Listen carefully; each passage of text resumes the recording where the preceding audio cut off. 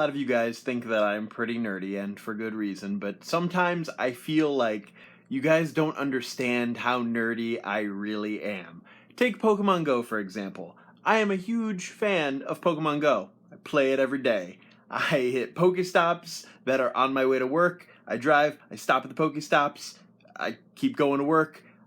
I'm constantly playing that game.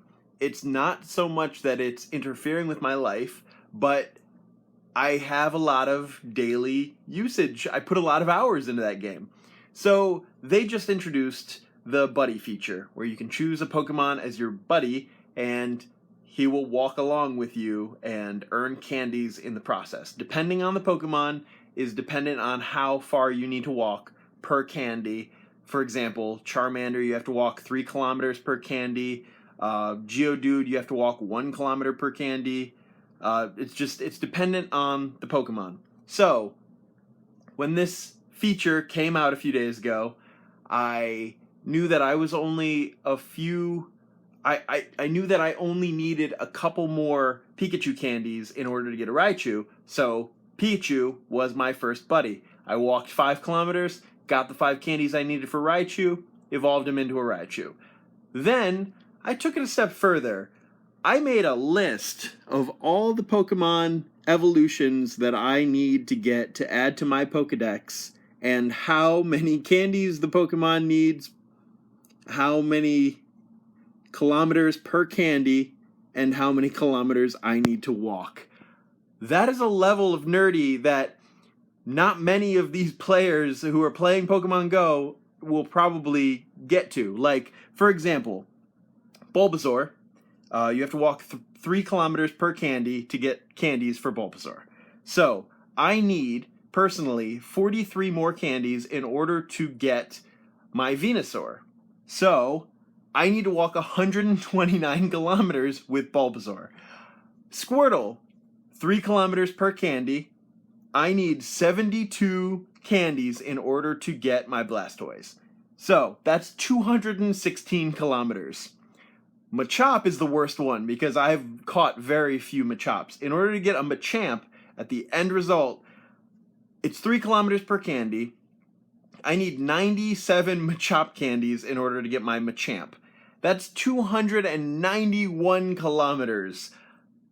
That's more kilometers than I've clocked in this entire game. I think I'm up to like 260 some kilometers for the entire game, which is a lot of walking in and of itself, but this chart just helps me figure out how I'm using my time wisely. So, for example, Clefairy, it's 1 kilometer per candy. I only need 16 Clefairy candies in order to get a Clefable, or just catch a few more Clefairy, but Clefairy are actually pretty hard to find around here, so that means I need to walk 16 kilometers, which is feasible. But right now, my buddy Pokemon is Kabuto, because I have only ever caught 1 Kabuto in this entire game, and it was from an egg. I didn't even find a wild one. I just hatched a Kabuto, so it gave me a handful of candies.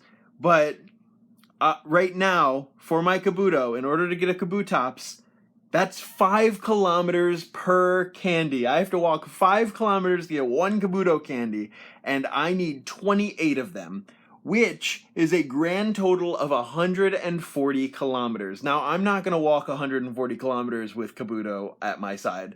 I'm going to walk with him for a few days and then just switch him out to a different Pokemon.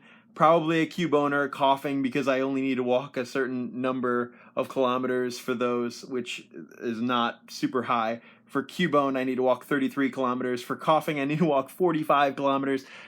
But there's just such a steep cliff. It goes 16, 33, 45, 48, 54. There's nothing that's like, oh, I just have to walk 8 or 9 kilometers.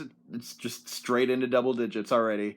So it just shows me, like, if I'm choosing an Abra as my buddy Pokemon, 3 kilometers per candy, I need 61 candies in order to get my Alakazam, and that's 183 kilometers. So without this chart, maybe I would have chosen something that I would have been so far away, months and months and months away from achieving. So it actually gives me sort of an idea on which buddies I should pick as my Pokemon. So I don't know. That's just I haven't seen anybody talk about this, but I feel like it's good to make this into like a real world construct. Like, all right, this is how many I have, this is how many I need, this is how long it will take me to get that. So it's nice to try to formulate a plan if you're just choosing Pokemon as your buddy, because I think a knee-jerk reaction that a lot of people have is,